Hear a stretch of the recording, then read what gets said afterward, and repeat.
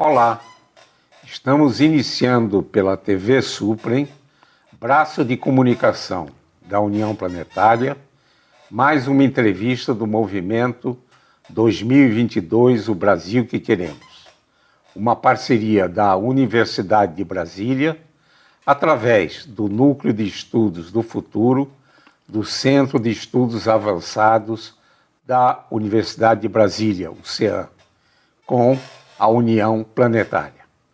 Hoje teremos a satisfação de conversar com o professor Carlos Eduardo Tosta da Silva. Vamos revisitar a formação de nosso convidado e as principais atividades. Vamos também conhecer os avanços na área de ciência e espiritualidade e como o amor e a compaixão podem ser importantes no bem-estar dos seres humanos. Vamos conhecer também a importância dos micro-organismos da nossa flora normal na nossa saúde. Nosso convidado é formado em Medicina pela Universidade Estadual do Rio de Janeiro, a UERJ, e mestre em Medicina Tropical pela Universidade Federal do Rio de Janeiro e doutor em Imunologia pela Universidade de Londres, na Inglaterra, onde também tem um pós-doutorado. É professor da Universidade de Brasília desde 1972 e aposentou-se como professor titular. Tem ampla atividade de pesquisa em imunologia, na qual destaco nos estudos da malária. Mais recentemente, tem trabalhado na área de ciência e espiritualidade.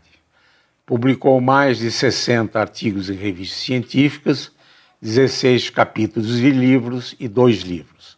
Orientou 22 teses de mestrado e 9 teses de doutorado. Recebeu inúmeros prêmios e homenagens. Destaco o título de professor emérito da Universidade de Brasília. Obrigado, professor Carlos Eduardo Tosta, por ter aceito ao nosso convite. Na minha primeira indagação, eu gostaria que, já que tem se dedicado nos últimos anos à ciência e espiritualidade, e no sentido de poder explicar o que vem a ser a meta-energia, considerada o elo entre ciência e espiritualidade. E poderia também nos explicar como amor e compaixão são importantes para o nosso bem-estar. Antes de responder essa indagação, eu gostaria que me permitisse fazer uma observação.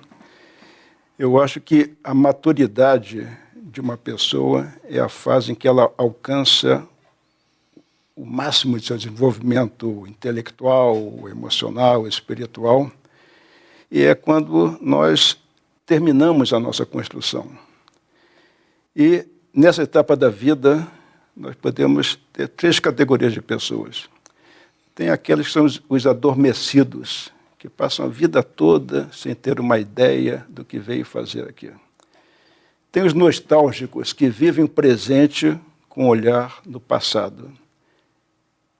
E tem aqueles que vivem o presente com olhar no futuro. Então, eu acho que é nessa categoria que o professor Isaac Reutemann se encontra, os visionários. O professor Isaac Reutemann é um visionário e está vivendo, passou a vida toda vivendo o presente com olhar no futuro, formando uma quantidade, levas e levas de jovens, preparando para desempenho de suas profissões, depois abrindo o seu laboratório de microbiologia na Universidade de Brasília para instilar curiosidade e amor pela ciência em jovens do ensino médio. Posteriormente, coordenando o Núcleo de Estudos do Futuro da Universidade de Brasília, do CEAM, Universidade de Brasília, e também coordenando ou presidindo a comissão do Movimento 2022, o Brasil que queremos, que é uma coisa fantástica e é a razão de ser de nós estarmos aqui. Então, eu me sinto extremamente honrado por estar sendo entrevistado por alguém tão admirável que tem usado a sua vida, a sua experiência de vida, com muita coragem para vencer as diversidades, sempre pensando em como melhorar esse mundo, torná-lo melhor e mais justo. Muito obrigado por essa muita oportunidade. gentileza. Muito obrigado. Muito obrigado. Em relação à metaenergia, que eu considero o elo entre a ciência e a espiritualidade. O elo perdido, talvez não perdido, porque não foi encontrado ainda, agora está sendo encontrado. Inegavelmente, a metodologia científica tem um poder imenso, insuperável, no sentido de formalizar hipóteses, de analisar resultados e observações, e tanto é que ela se tornou dominante, não só no mundo ocidental, como no mundo todo. É a visão dominante. Só que, apesar de todo o seu poder, e surpreendentemente, várias questões críticas não foram respondidas pela ciência. Então, mostrando que ela tem limitações também. Por exemplo, de onde veio o universo? O que existia antes do Big Bang? O que existirá depois do Big Crunch? Como se formaram as galáxias? Qual a constituição do universo? 94% do universo, sendo que 74% a energia escura e 22% a matéria escura, é essencialmente desconhecida. Nós não sabemos, só sabemos 6% do universo. Qual o papel dos neutrinos na formação do universo? Porque o universo está em expansão e é achatado. E coisas desse tipo. A cosmologia ainda é um grande mistério para nós. Né?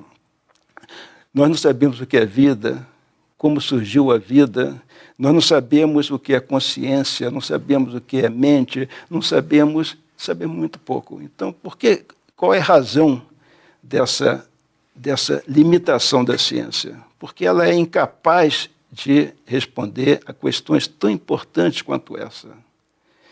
Na minha concepção, é porque ela se concentra na matéria, naquilo que tem átomo na sua constituição.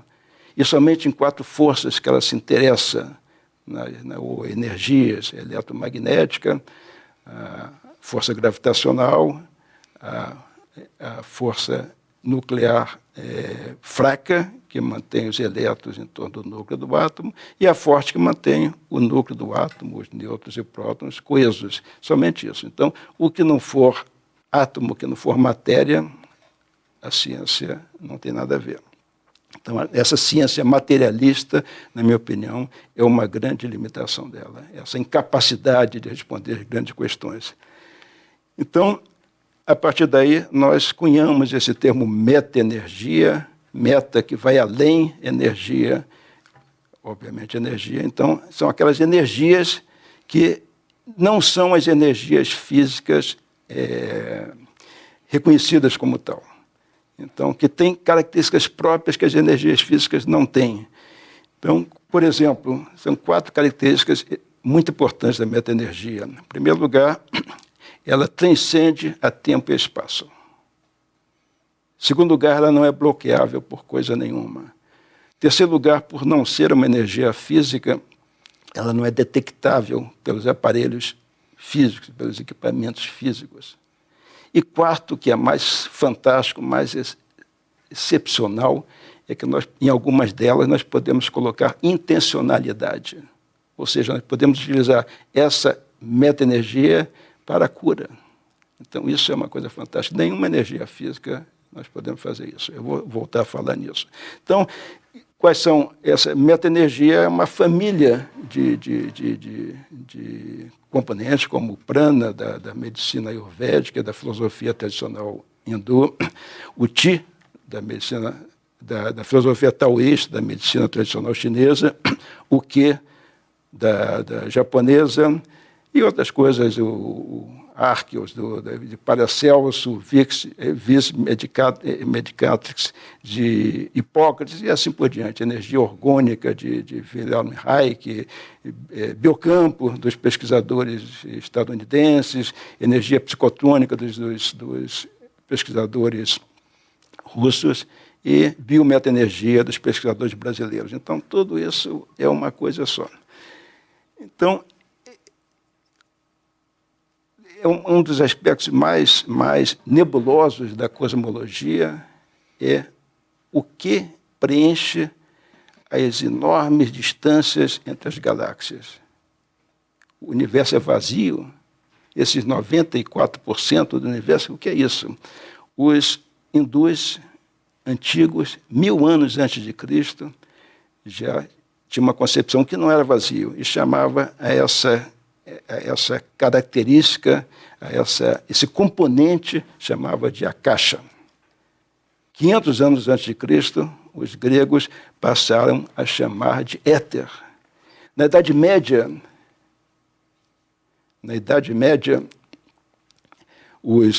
foi chamado de quintessência, de acordo com a tradição aristotélica, e, em 1999, os astrofísicos batizaram um tipo de energia escura que sofre atração e repulsão de quintessência. Então, isso daí é o que constitui o universo, é uma meta-energia. Então, é uma dessas energias que que foge à energia física. Então, e nós consideramos também como a matéria-prima da consciência e do amor a natureza biometaenergética. E o que é a compaixão, que foi me perguntado, indagado? Compaixão é uma das formas mais sublimes do amor, em que beneficia profundamente a quem a expressa e quem a recebe. Por quê? Porque ela ativa determinadas áreas cerebrais e essa ativação faz com que substâncias, neurotransmissores e hormônios sejam liberados, como oxitocina, dopamina, serotonina, que causam sensações de bem-estar, de felicidade, de motivação e assim por diante. Ao mesmo tempo, a compaixão ativa, regula o eixo hipotálamo hipófise suprarrenal, que reduz o tônus simpático, reduz a pressão, aumenta a memória e reduz a neurodegeneração. Você vê que compaixão pode reduzir a neurodegeneração. E nós consideramos, se nós não utilizarmos esse conceito da metaenergia, muitos experimentos importantes ficam inexplicáveis, como o que nós fizemos na Universidade de Brasília, na Faculdade de Medicina da Universidade de Brasília, mostrando que a meditação prânica, que trabalha com prana, que é uma metaenergia, causa benefícios para a saúde que a nossa medicina convencional não consegue explicar. Ou então, a prece intercessória feita à distância, sem que a pessoa saiba se está recebendo ou não, causa redução do estresse e aumento da capacidade fagocitária de seus fagócitos. Ou então, o tratamento com intencionalidade curativa à distância, em 28 pacientes que nós aplicamos isso, foi uma tese de doutorado que foi aprovada, o tratamento de doentes graves, doentes com dores crônicas graves, às vezes incapacitantes, com depressão, com ansiedade, depois de 3 semanas de tratamento à distância, sem que eles soubessem que estavam recebendo, houve ou cura ou uma redução substancial da dor, da depressão e da ansiedade que perdurou por muitos anos. Então, essa medicina não explica uma coisa dessa. A ciência não explica uma coisa dessa se não tivermos esse conceito de metaenergia. E, para nós, então, metaenergia é o elo entre a ciência e a espiritualidade. Então, e nós estamos vendo que a espiritualidade está se cientificando quando começou a estudar com seriedade, com metodologia apropriada, coisas como efeitos da meditação, coisas como o tratamento, a cura por intencionalidade curativa à distância, e a ciência vem se espiritualizando. Recentemente, há 2 semanas atrás, saiu uma diretriz da Sociedade Brasileira de Cardiologia mostrando ou aceitando a espiritualidade como um fator importante para a prevenção de doenças cardiovasculares. Fantástico, professor Tosta, o grau de informação, eu diria uma ignorância ainda do ser humano, com esse depoimento sobre a evolução da ciência e espiritualidade.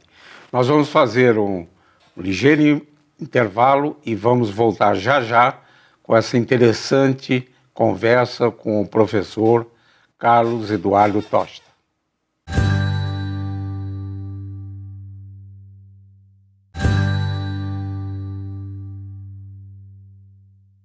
Voltamos com essa interessante conversa com o professor Carlos Eduardo Tosta.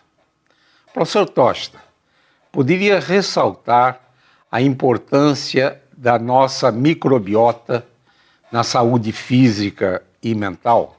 Os micróbios são, há 3,6 bilhões de anos atrás, que trouxeram a vida ao planeta Terra. E tempos depois, por conta da produção de oxigênio causada por eles, permitiu que todas as demais espécies surgissem na Terra.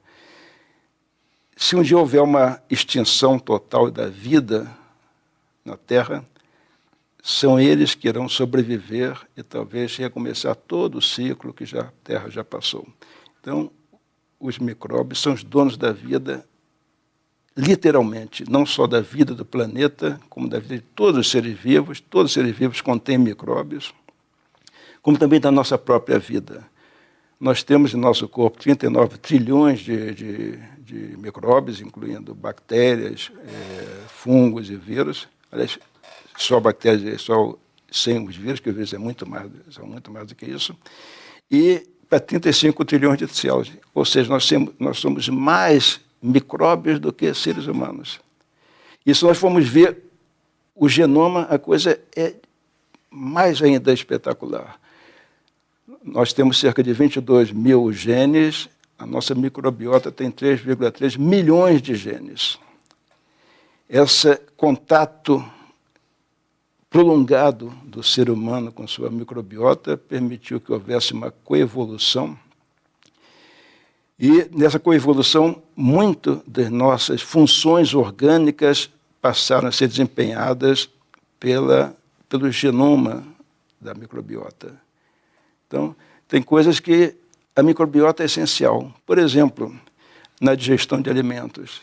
Se não tiver microbiota, a digestão não vai se dar, a absorção de nutrientes não vai acontecer e assim por diante. É a microbiota que alimenta de energia todas as células do organismo.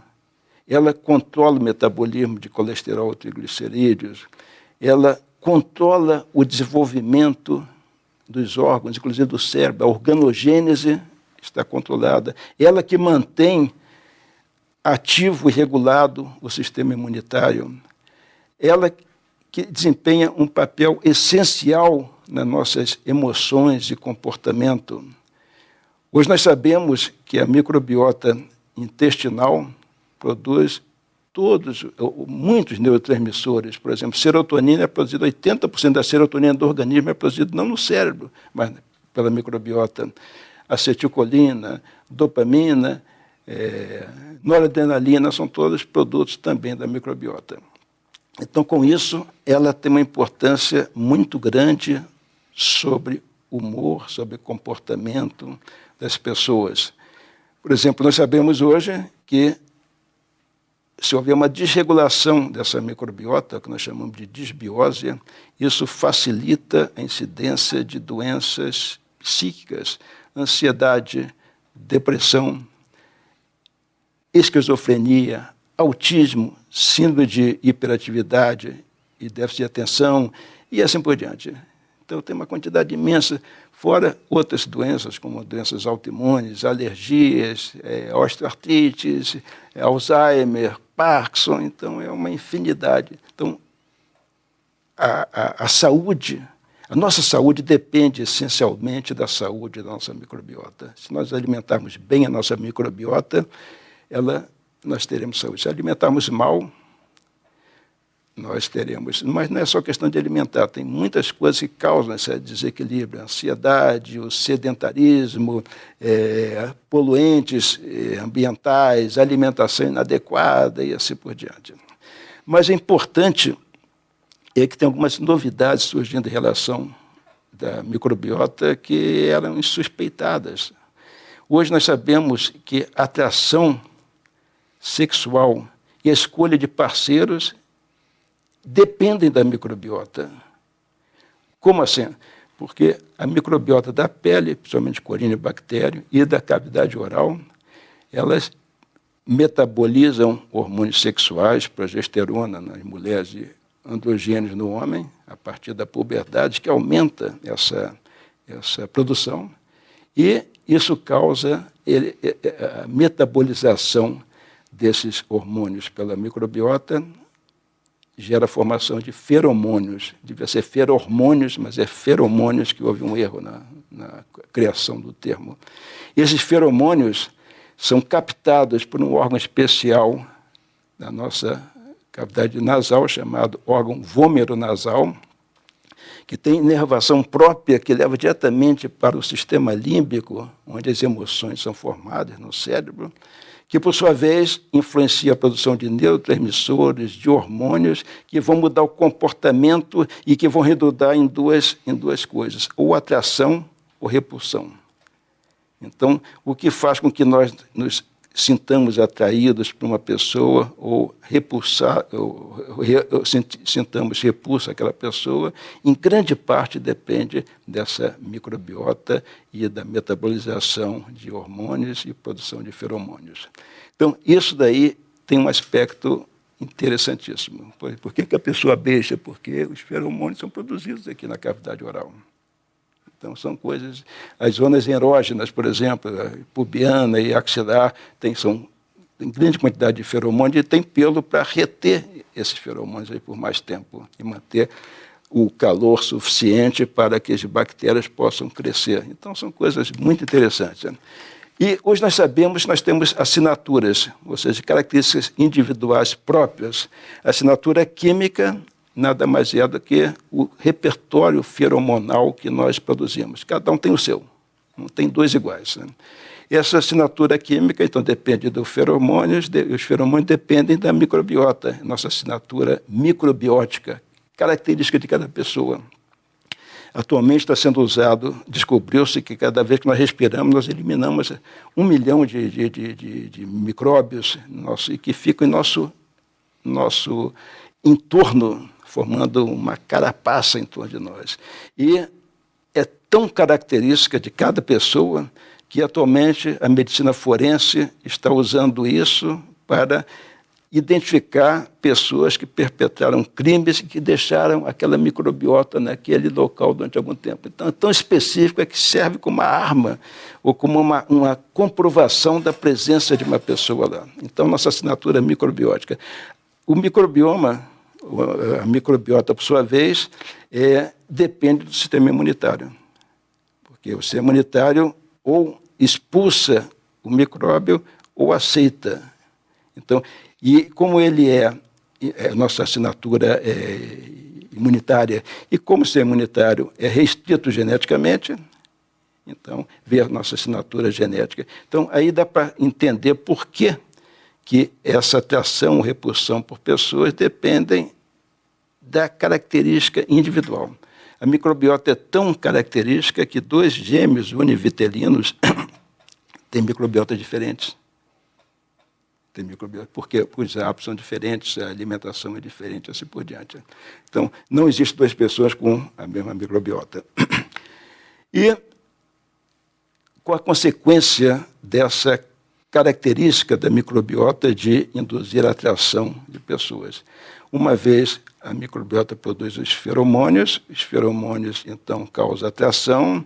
Com a atração as pessoas se encontram, se conhecem, vem a paixão. A paixão inicialmente, a paixão é uma característica de atração química e física, e o encontro das pessoas, a convivência, faz com que as pessoas sintam ou descubram descubram interesses pessoais, acabam criando vínculos de alma, e vínculos de alma, o nome disso é amor. Então, a microbiota indiretamente influencia até a capacidade de amar das pessoas.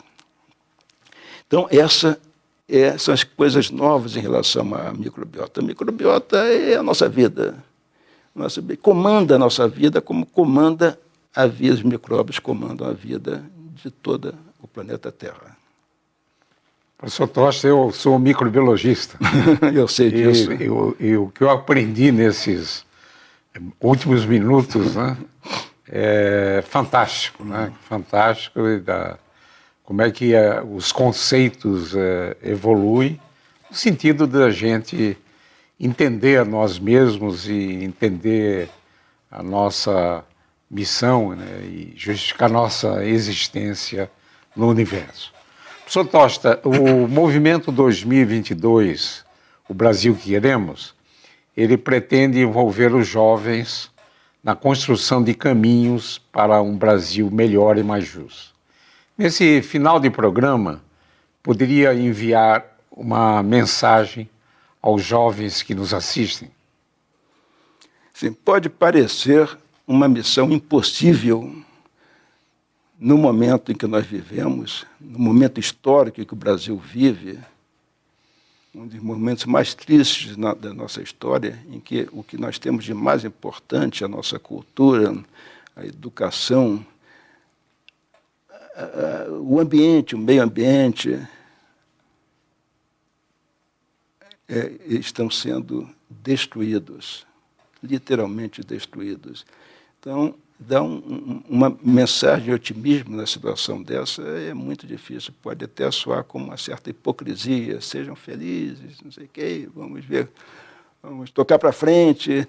E se nós olharmos para o ambiente global, a coisa é pior. Nós estamos vivendo o período do antropoceno, em que a modificação do planeta Terra pelo homem tem sido tão intensa que está causando danos talvez irreversíveis para a sobrevivência da vida nessa Terra. Então, a poluição ambiental, as mudanças climáticas, o aumento de temperatura, a escassez crescente de água limpa. Existe uma previsão de várias agências internacionais que daqui a 30 anos temos tão pouca água limpa que isso vai suscitar migrações de massa e guerras daqui a 30 anos. Então, isso tudo é muito triste. Nós estamos vivendo um ambiente global e local, brasileiro, de muita desesperança, de muito pessimismo. E como reagir com mensagem otimista a essa situação? O grande psiquiatra suíço Carl Jung nos dá uma pista em 2 diálogos muito, muito interessantes. No primeiro diálogo, chegam para ele e dizem: Carl, aconteceu uma coisa ótima. E ele responde: olha, vamos tentar reagir a isso, vamos unir nossos esforços, talvez isso melhore. Então, mas aí, o interlocutor não entende nada. Aí, num outro diálogo, fala: Carl, aconteceu uma coisa horrível. Ele falou: que bom, vamos comemorar, vamos abrir uma garrafa de vinho, vamos comemorar. Aí você pensa que o cara não está louco? Não, mas isso tem uma lição muito grande, da diversidade e do sofrimento que nós achamos força para crescer. O sofrimento pode nos aniquilar, mas pode também nos fazer crescer. Então, foi esse ponto que o Jung nos ensinou, que, às vezes, nós precisamos passar por um susto necessário para despertar uma boa parte da humanidade que está num sono cataléptico, e estão vivendo biologicamente, sem saber que estão aqui. Nós precisamos de alguma coisa para nos sacolejar. Acorda, acorda, vamos ver a realidade. E o sofrimento é uma necessidade. A normose, como Crema sempre diz, é uma coisa terrível, porque todo mundo normal, não há evolução, não há progresso. Então nós temos que sair da normalidade, sair dessa coisa de não reação, desse sono. Então, e o sofrimento e a adversidade, lamentavelmente, costuma ser uma adversidade. Então, nesse particular, aliás, como Friedrich Nietzsche falou, o que não me mata me fortalece. Então, nós estamos precisando utilizar esse momento específico em que parece que tudo está se esfacelando, tudo de bom está se esfacelando, nosso país, o planeta Terra, a humanidade. Usar isso não para nos aniquilar, mas para nos fazer crescer. E os jovens são os principais indutores de transformações políticas e sociais. Por quê? Devido às suas características, a rebeldia natural da juventude e a coragem de defender seus ideais, suas ideias. Então, essa é a população privilegiada para aproveitar esse momento privilegiado que nós vivemos, que de adversidade, de sofrimento. Então, se eu tiver que deixar, eu vou deixar minha mensagem para os jovens, apesar de tudo, que eles são a nossa. Nós vimos que os jovens tiveram participação essencial em movimentos políticos, sociais, como Direta Já, como o movimento que levou a lei da ficha limpa, como agora, atualmente, como são os jovens que estão levando o movimento para salvar o mundo do biocídio que nós estamos vivendo, da extinção da vida no mundo que nós estamos vivendo, que para alguns já é irreversível. Nós temos só que mitigar, só que reduzir a velocidade. Para alguns nós já passamos do ponto. Então são os jovens que estão por trás disso. Então a mensagem que eu deixo para os jovens é que tenham independência e criatividade para pensar e coragem para agir. É isso.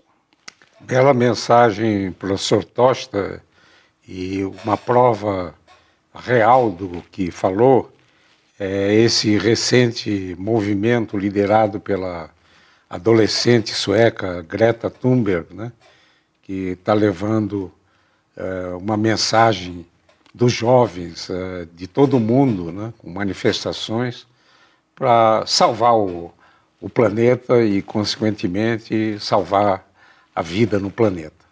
Gostaria muito, professor Tosta, de agradecer a sua fantástica conversa com a gente e vamos tê-lo aqui em outras oportunidades para poder acompanhar os avanços na dimensão da ciência e espiritualidade. Esse e outros programas do Movimento 2022, o Brasil que Queremos, podem ser acessados no canal YouTube da TV Suprem.